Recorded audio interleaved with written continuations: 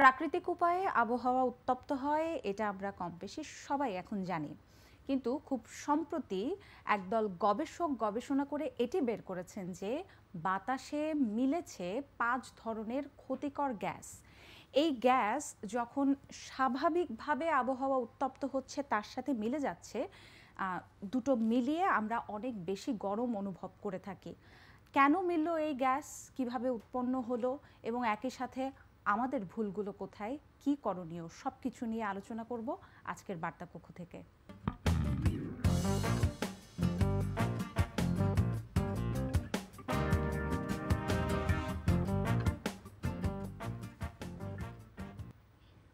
দর্শক সবাইকে স্বাগত জানাচ্ছি বার্তা কক্ষ থেকে, সাথে আছি আমি নিকিতা নন্দিনী। বার্তা কক্ষ থেকে আজ আমার সাথে আছেন প্রথম আলোর বিশেষ প্রতিনিধি ইফতেখার আহমেদ। ইফতেখার ভাই, শুরুতেই আসলে দর্শকদের বলেছি আজকে আমরা কি নিয়ে আলাপ করব, এবং গতকাল তো এই নিয়ে আপনার একটি প্রতিবেদনে এসেছে, সেখানে বিস্তারিত আছে। গরম কবে কমবে, কি সমাচার, এসব নিয়ে তো আলাপ হবে একদম শেষের দিকে, কিন্তু আমি শুরুতে জানতে চাইবো যে এই গবেষণাটা নিয়ে আসলে বিস্তারিত, যে কারা গবেষণাটা করলো এবং একই সাথে বাতাসে যেই 5 ধরনের বিষাক্ত বা ক্ষতিকর গ্যাস মিলল, সবকিছু মিলিয়ে যদি গবেষণাটা নিয়ে আমাদের আগে বলেন। হ্যাঁ, ধন্যবাদ আপনাকে। আসলে আমরা গরমে সবাই খুব কষ্টে আছি এবং বলতে পারেন বিপদে আছি, কারণ কষ্টের স্টেজ থেকে আমরা সম্ভবত আরো এক্সট্রিম একটা পর্যায়ে পৌঁছেছি এবং সম্ভবত এটা একটা বিপর্যয়ের দিকে যাচ্ছে আমাদের এই তীব্র গরমের অনুভূতি। কারণ অলরেডি স্কুল কলেজ শিক্ষা প্রতিষ্ঠান বন্ধ করা হয়েছে, কর্মজীবীরাও রাস্তায় কম বের হচ্ছে। ফলে এইরকম একটা পরিস্থিতিতে আসলে এই গরমের, আপনি যেটা বললেন যে প্রাকৃতিক যে বিষয়টা, হ্যাঁ, এইটা নিয়ে আসলে আমাদের খুব বেশি কিছু করার নাই। কারণ আপনি যদি গরমের ট্র্যাকটা দেখেন, আপনার ইস্ট এশিয়ার মালয়েশিয়া, লাওস, ভিয়েতনাম, থাইল্যান্ড থেকে চীন পর্যন্ত, আর এইদিকে দক্ষিণ এশিয়ার যদি বাংলাদেশ, ভারত, পাকিস্তান, ওদিকে আফগানিস্তান পর্যন্ত, কিন্তু পুরো অঞ্চলটা জুড়ে একটা গরমের একটা প্রবাহ বয়ে যাচ্ছে। আবার অন্যদিকে যদি আপনি মধ্যপ্রাচ্যে দেখেন, সেখানে আপনার দুবাইতে দেখবেন যে এক্সট্রিম বৃষ্টি হয়েছে, হ্যাঁ, এবং ভারতেরও কয়েকটি জায়গায় বৃষ্টি হচ্ছে এবং ওইটা স্মরণকালের ভয়াবহতম। তো এই জায়গাগুলোতে আসলে কিছু আমাদের করার নাই, সেটা প্রাকৃতিক একটা ব্যাপার, এটা লা নিনার ইফেক্ট বলা হইতেছে এবং আরো অন্যান্য হয়তো ইফেক্ট। আমার রিপোর্টের একটা বড় উদ্দেশ্য ছিল যে আসলে যে সমস্ত কারণে তাপমাত্রা আরো বাড়ছে এবং যে কারণগুলোর সঙ্গে আমাদের যুক্ততা আছে, অ্যাজ এ হিউম্যান বিইং আমরা মানুষ আসলে এই তাপমাত্রাটাকে আরো কিভাবে বাড়িয়ে তুলছি সেইটাকে ফোকাসে আনা। সেটাকে ফোকাস করতে গিয়ে আমরা টানা কয়েকটা রিপোর্ট করেছি। এর মধ্যে একটা রিপোর্ট হচ্ছে যে এই গ্যাস বেড়ে যাওয়া, এবং এইটা ঢাকা বিশ্ববিদ্যালয় এবং জর্জিয়া বিশ্ববিদ্যালয় যুক্তরাষ্ট্রের 5 জন গবেষক মিলে দুটো গবেষণা করেছেন। দুটি গবেষণা দেখতে পেয়েছেন যে এখানে 5 ধরনের গ্যাস পাওয়া যাচ্ছে এবং 5টা গ্যাসই আমরা যে বলি যে পৃথিবীর তাপমাত্রা যে আপনার বাড়ছে, এই যে তাপমাত্রা বেড়ে যাওয়ার পেছনে যে গ্যাসগুলো মূলত দায়ী, সেই গুরুত্বপূর্ণ গ্যাসগুলোর মধ্যে 5টাই ঢাকায় দ্রুত বাড়ছে। এবং এই বেড়ে যাওয়ার একটা অনেকগুলো কারণ, এর মধ্যে একটা বড় কারণ হচ্ছে যে ঢাকা শহরে আমরা যে ময়লা আবর্জনাগুলো যে ফেলি বিভিন্ন জায়গায়, বিশেষ করে ময়লার ডিপোতে আমরা যে ময়লা ফেলি, আমাদের বাড়ির চারপাশে, ইভেন আপনি কারণ বাজারে যদি দেখেন, এখানে প্রচুর ময়লা, এখানে কিন্তু নানা ধরনের মিথেন গ্যাস তৈরি হচ্ছে, ওজোন গ্যাস তৈরি হচ্ছে, আরো নানা ধরনের গ্যাস তৈরি হচ্ছে, এবং ময়লার ডিপোগুলো থেকে সবচেয়ে বেশি হচ্ছে 1। 2 নাম্বার সবচেয়ে বড় সোর্স আছে আসলে যানবাহন। যানবাহনের যে ধোঁয়াটা আসতেছে, ধোঁয়ার মধ্যেও ওই গ্যাসটা থাকছে, এবং এই গ্যাসগুলো 2 থেকে 400-500 বছর পর্যন্ত একটা এলাকায় থাকতে পারে যদি এগুলো না সরানো হয়। ফলে এগুলো এক ধরনের স্থায়ী তাপ বৃদ্ধিকারী উপাদান হিসেবে ভূমিকা রাখছে, এবং এইগুলো তৈরি করছি আমরা নিজেরা।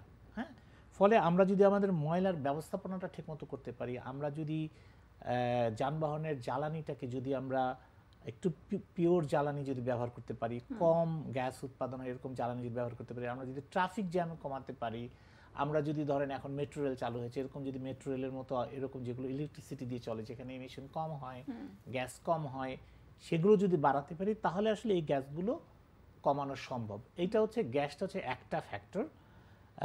দ্বিতীয় ফ্যাক্টর যেটা আমরা আরেকটা রিপোর্টে বলার চেষ্টা করেছি, সেটা হচ্ছে যে আমরা যে নগরটা তৈরি করেছি, আমাদের যে শহর ঢাকা শহর, এই শহরের আপনার এখন বলা হইতেছে সরকারি হিসেবে 6.9% মাত্র হচ্ছে আপনার গাছপালা আছে, যেটা একটা শহরে 6.9%। কিন্তু এই গাছের মধ্যেও যেগুলো আমাদের জন্য কমফোর্ট তৈরি করবে, ছায়া দিবে, প্রকৃতির জন্য ভালো, এইরকম গাছের সংখ্যা হচ্ছে মাত্র 2%।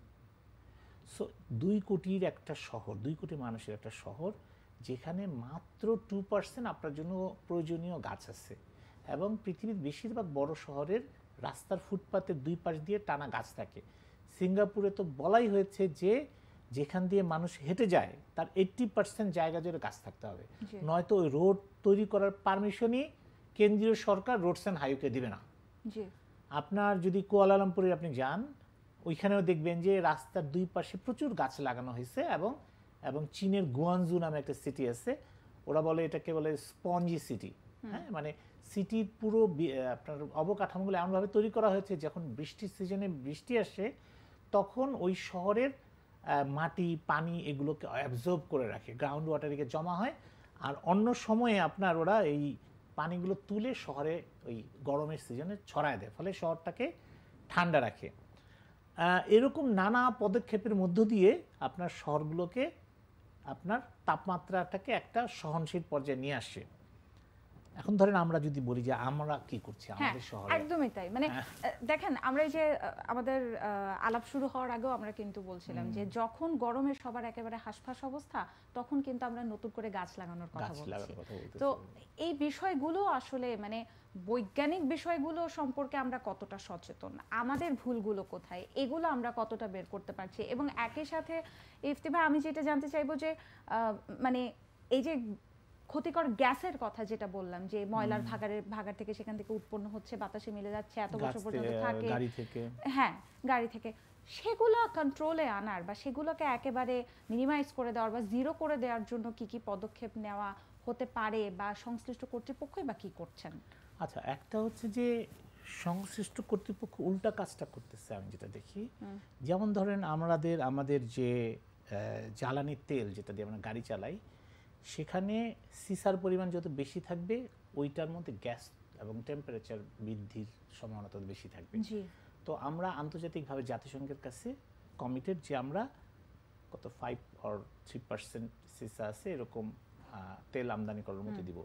রিসেন্টলি কম দামে আনার উসিলায় এই সিসার পরিমাণটা বাড়িয়ে দেওয়া হয়েছে। সো তার মানে আমরা আরো উত্তপ্ত করার ব্যবস্থা করতেছি। ঢাকা শহরে যে কয়েক লক্ষ গাড়ি চলে সেগুলো সবগুলো এই বাড়তি সিসার তেল দিয়ে চলবে, ফলে এটা তাপ বাড়াবে। 1 2 নাম্বার, আপনি যদি গ্লোবাল ফরেস্ট ওয়াচ রিপোর্ট দেখেন, আমাদের গাছপালা আমাদের কিন্তু বাড়াইতে হবে। মিনিমাম আমাদের জাতিসংঘের কাছে আমরা কমিটেড 30% গাছ থাকতে হবে সিটিতে, আমরা মাত্র 5.6%, 9%, যেটা অন্যান্য যদি কনটেক্সট দেখেন তাহলে মাত্র 2%।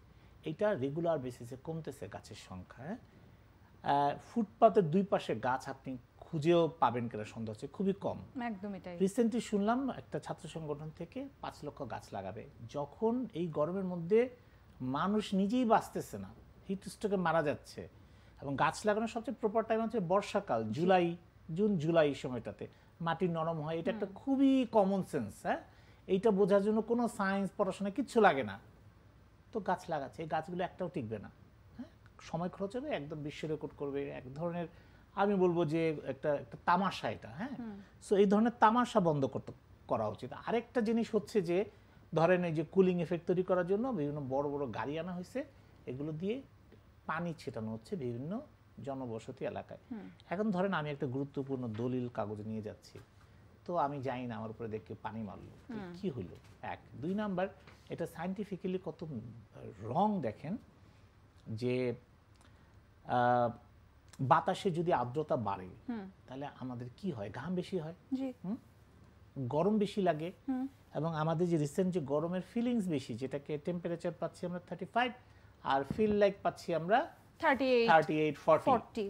এটার অন্যতম কারণ তো বাতাসে আর্দ্রতা বেশি, গাছপালা কম, এবং আর্দ্রতা যদি বাড়ে কোথা থেকে? বাতাসে যত পানি ছিটাবেন তত বেশি আর্দ্রতা বাড়বে। তার মানে আপনি আসলে নগরবাসীকে এই প্রচন্ড গরমের মধ্যে যখন আপনি এসির বাতাসের মধ্যে পানি ছাড়তেছেন, আপনি আসলে এক ধরনের এয়ার ফ্রায়ার ব্যবস্থা করে দিতেছেন, মানে বাতাসটা গরম হয়ে আপনাকে কিছুক্ষণের জন্য ওইটা হয়তো আপনাকে কুলিং ইফেক্ট দিবে, একটু পরিবেশটাকে ঠান্ডা করবে, কিন্তু কিছুক্ষণ পরেই ওইটা যখন জলীয় বাষ্প হয়ে বাতাসে মিশে যাবে তখন কিন্তু ওইটাকে আপনাকে আরো বেশি একটা উত্তাপ তৈরি করবে। ফলে ঢাকা শহরকে কুল করা, তাপমাত্রা নিয়ন্ত্রণ করা, এই গরমের কষ্ট থেকে মানুষকে নিবৃত করা, মানে কমানো, স্বস্তি দেওয়া, এইটার জন্য অনেকগুলো মডেল আছে। সিঙ্গাপুর একটা মডেল, ভারতের গুজরাটের একটা শহর আছে আহমেদাবাদ, সেখানে একটা মডেল করা হয়েছে, চীনের গুয়াংজুতে। আমরা ইউরোপ আমেরিকা যাচ্ছি না, আমরা আমাদের কাছাকাছি অর্থনৈতিক দেশগুলোতে যদি যাই, ভিয়েতনাম, লাওস, চীন, থাইল্যান্ড, হ্যাঁ, এই সমস্ত, মালয়েশিয়া, ওরা সবাই কিন্তু 1-2 ডিগ্রি সেলসিয়াস তাপমাত্রা কমিয়েছে এবং এমনভাবে শহরের অবকাঠামো তৈরি করতেছে যাতে এগুলো আপনার তাপমাত্রা কমা যায়। এবং সবচেয়ে বড় ব্যাপার যে ধরেন ঢাকা এত বড় একটা শহর, এত বিগ ইনফ্রাস্ট্রাকচার এখানে হয়ে আছে, আপনি চাইলে এখানে হয়তো নতুন করে অনেক কিছু করতে পারবেন না, কিন্তু গাছ তো আপনি লাগাইতে পারবেন। জি।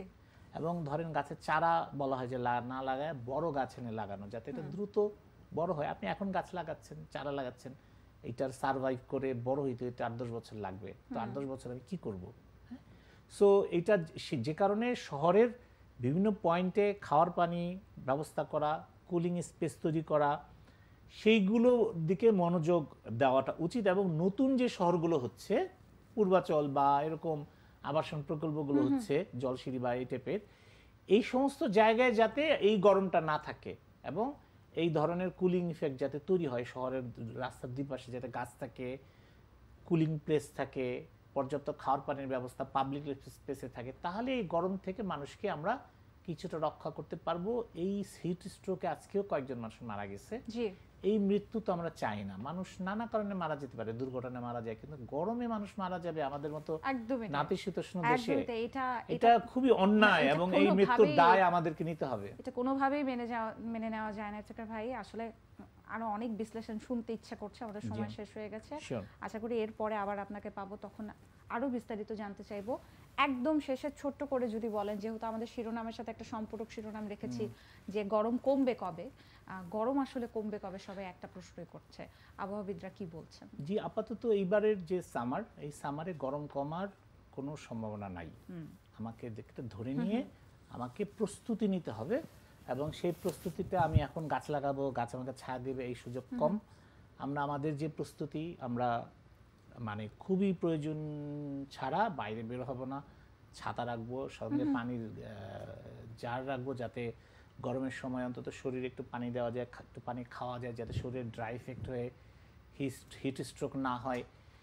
এগুলো ছাড়া আর কোনো উপায় নেই, কারণ মে মাসে বাতাসে আর্দ্রতা বেড়ে আরো গরমের ফিলিংস বাড়তে পারে। একদম তাই। এবং হয়তো আমরা আশঙ্কা করতেছি, যেটা ভারতের আবহাওয়া অধিদপ্তর বা আরো অন্যান্য আবহাওয়া অধিদপ্তরগুলো বলছে, যে জুন জুলাইয়ের দিকে হঠাৎ করে হয়তো প্রচুর বৃষ্টি হবে, তখন হয়তো প্রচুর ফ্লাড হবে, কিন্তু ওটা থেমে যাওয়ার পর আবার গরম আসবে।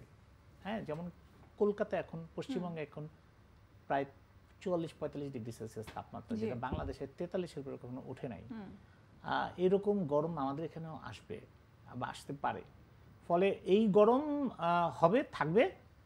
আমরা এই গরম মোকাবেলা করে কিভাবে থাকবো, বাঁচবো, আমাদের শহরটাকে কিভাবে তৈরি করব, এইটাকে মাথায় রেখে আমাদেরকে চিন্তা করতে হবে। একদমই তাই। ইফতেখার ভাই, আপনাকে ধন্যবাদ আজকে আমাদের সময় দেওয়ার জন্য। জি, আপনাকে ধন্যবাদ। দর্শক, আমরা কথা বললাম ঢাকার বাতাসে উত্তাপ, গবেষণায় মিলেছে 5 ক্ষতিকর গ্যাস। আপনি কি ভাবছেন আমাদের জানাতে পারেন কমেন্ট সেকশনে। আগামীকাল আবার অন্য কোনো বিষয় নিয়ে আলাপ হবে, ততক্ষণ সবাই নিরাপদে থাকুন, সঙ্গে থাকুন প্রথম আলোর। আর প্রথম আলোর সঙ্গে থাকতে ভিজিট করুন prothomalo.com, সাথে প্রথম আলো ফেসবুক পেজ এবং ইউটিউব চ্যানেল। থাকুন ভালোর সাথে, আলোর পথে।